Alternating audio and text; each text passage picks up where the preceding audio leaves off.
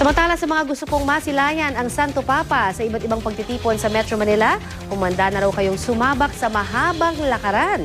Nagtalaga lang po naman ng mga lugar ang MMDA kung saan po pwedeng mag-abang o manatili ang mga deboto. Para na rin po sa seguridad yan at kaayusan ng mga programa. Balitang hatid ni Ivan Mayrina.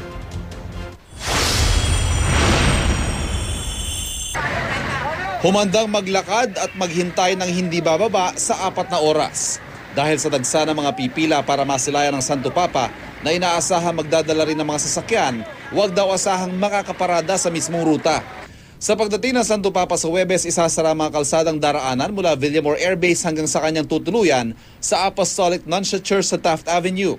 Alas 3 pa lamang ng hapon, isasara na ito sa mga motorista.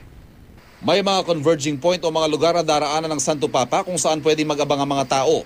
Kabilang dito ang kahabaan ng Andrews Avenue, Airport Road, Rojas Boulevard at Taft Avenue. Tinukoy ng MMDA ang mga drop-off point na pwedeng paradahan ng mga magsasadya sa alinmang bahagi ng ruta. Kabilang sa SM MOA, Resorts World, NAIA 3, Rizal Memorial Stadium at CCP Complex. Pero kailangan dumating na maaga bago abutan ang pagsasara ng mga kalsada. Dahil sasarahan yung mga lansangan ng 3 oras before yung event, pumunta po kayo ng 4 hours before kung kayo may dalang sasakyan o magpapahatid. Kung kayo naman ay magkukumute o maglalakad, kasya po yung 2 oras. Sa pagdalaw naman ng Santo Papa sa Malacanang sa Biyernes, January 16, pwede rin siyang masilayan sa kahabaan ng Taft at Quirino Avenue, Nagtahan at JP Laurel Street. Kasunod dito ang pagpunta niya sa Manila Cathedral. Sa mga sasalubong, 8 drop-off points at parking area ang tinukoy ng MMDA. Sa aktibidad ng Santo Papa sa MOA Arena, sa mga kalsadang nakapaligid sa MOA, pwede maghintay na masilayan ang Santo Papa. May 7 lugar din na pwedeng paradahan ng mga may sasakyan. Hindi pa inilabas ng MMDA ang mga detalye partikular sa Quirino Grandstand at UST.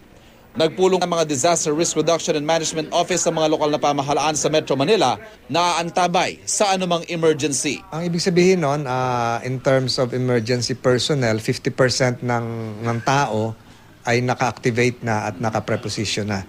So, hindi lang po ito ginagawa kung merong kalamidad o bagyo, kung hindi pero sa may mga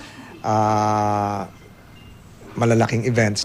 Ivan Mayrina, GMA News.